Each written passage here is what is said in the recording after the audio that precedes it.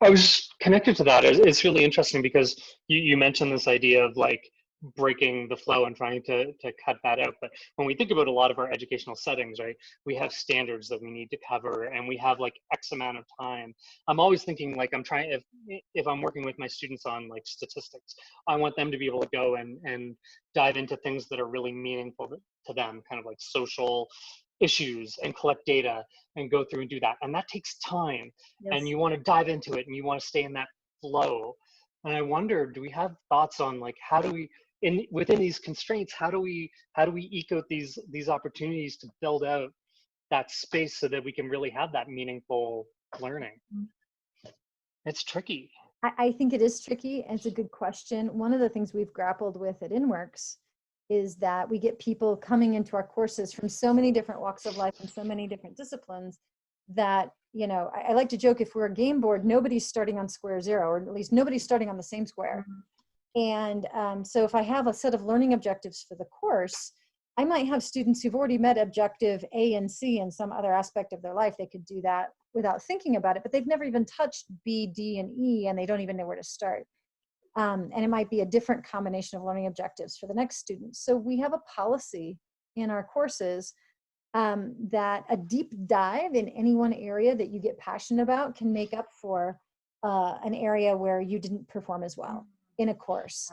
And I haven't been brave enough to do like ungrading completely for our courses. I still think about Amy Hassanoff's, Think Studio project around that, and what that Hmm. could look like in my courses, which are very different, I think, than some of the other kinds of classes we talk about at Think Studio. But I think by acknowledging that not everyone is going to get as far in every avenue that a course opens up, we can make a start on honoring those passion deep dives, those flow moments, Hmm. where they really do get way more out of it because they went further and deeper than the course requires, and let that sort of balance out an area where, okay, they did the basics, but they really didn't get into it. Right.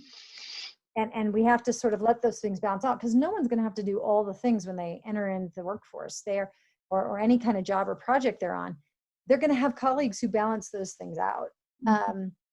And so I try to honor that in the way I grade and the way I structure courses. But I also don't have a sequence to honor. You know, my courses don't feed into a 4-course sequence in calculus, for example.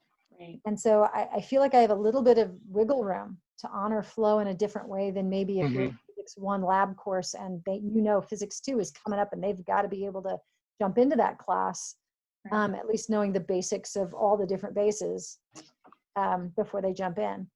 I don't have a good answer there. That was a super interesting answer. I Yeah. think there's a lot of room for us all to consider, like even within our content, how we could make room for the flow in the design.